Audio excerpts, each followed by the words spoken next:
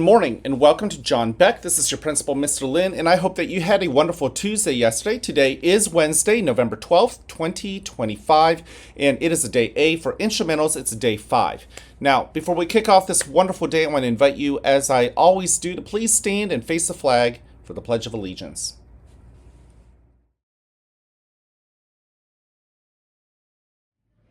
I pledge allegiance to the flag of the United States of America and to the republic for which it stands, one nation, under God, indivisible, with liberty and justice for all. Thank you. Now go ahead and take a seat. I'm so happy to see you guys right here in school. I love the energy you guys bring and the potential of all of the great things that you can bring to our school. I say it's a potential because in the end, we have to exercise our 3 expectations right here at the school in order to turn that potential into reality. Number 1, let's be respectful. Your teachers, they're human and they deserve respect.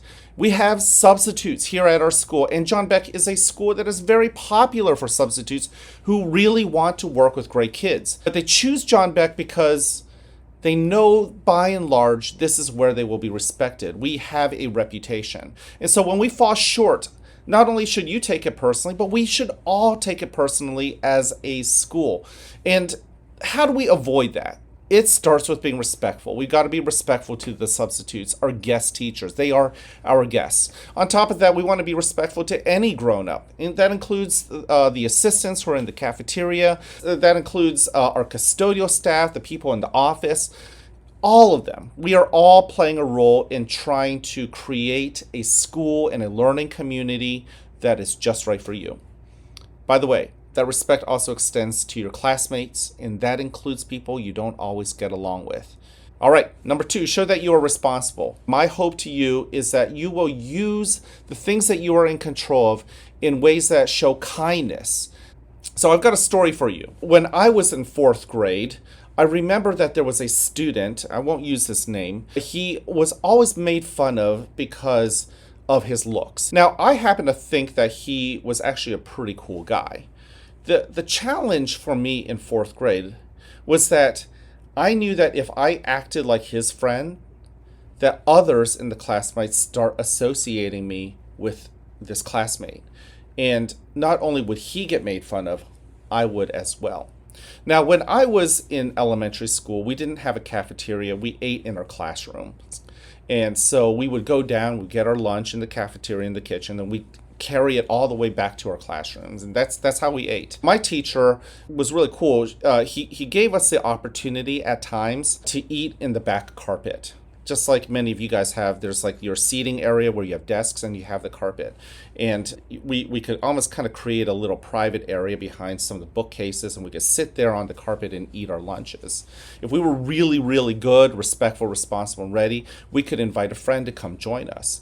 And so I remember one day my teacher said, "Stephen, you have earned the chance to eat on the carpet, and you could invite 2 friends." So I invited my best friend. His name was Brian.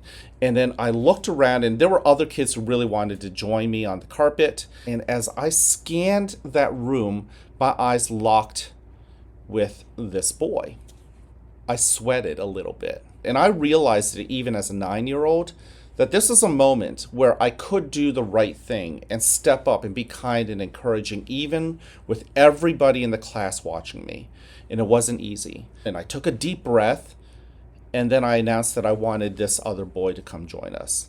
And you could hear the gasp and you could hear the murmur. But at that moment, I was moved to do the right thing, even as everyone else was watching me and perhaps even judging me. The boy was shocked. He didn't expect to be caught on, but he happily grabbed his lunch and came and joined me and Brian on the carpet. And I was blessed to have a good friend like Brian, because when we sat right there behind the bookcase, right there in the privacy of the carpet, Brian whispered to me and said, "You did the right thing." And that was all I needed. It was a reminder that sometimes the hardest things to do is hard when you have to make the decision. But then once you make that decision, it becomes a lot easier. And that is a story that has stuck with me for a long time. My hope is that you have those experiences as well, where you have to step up and do the right thing, even if you know you're going to be judged. But when you do it, you know that you did the right thing. and you can care less about everyone else's opinions about you, but you've made yourself proud. Just so you know, after lunch, I think there were other people who realized what I did. And while there were admittedly a few friends who made fun of me for being nice to a kid that they like to make fun of, there were also a handful of other kids who secretly came up to me and said that I did the right thing. And over time, I noticed that this other boy gained more and more friends. Frankly, he was that cool of a kid. We just never gave him a chance. He was a little quirky. He didn't really always fit the mold. And I'm really grateful that this other kid gave me a chance. I'll be honest. This whole thing would have fallen apart if he didn't want to eat lunch with me, right? This whole thing would have fallen apart if he didn't care for me and wasn't even interested in me. So the unsung hero in the story wasn't even just me. It was the fact that he was shocked when I chose him, and he made that decision to accept my invitation and come join us at the Carbit. And my hope to every one of you, if you're one who doesn't always fit the mold, have an open mind and accept people's invitations. And if you are one of those who fits in like everybody else and you're afraid to take that lonely step out and be judged potentially for being kind, my encouragement to you is still to do it. Give that invitation out. All right, last but not least, number 3, be ready, be the best version of yourself. You know what that means. All right, I'm out of time. I love you. I care about you. I'm here to encourage you. Go spread that message to everybody else. I can't wait to see you guys around. Have an awesome day. And as always, I like you just the way you are.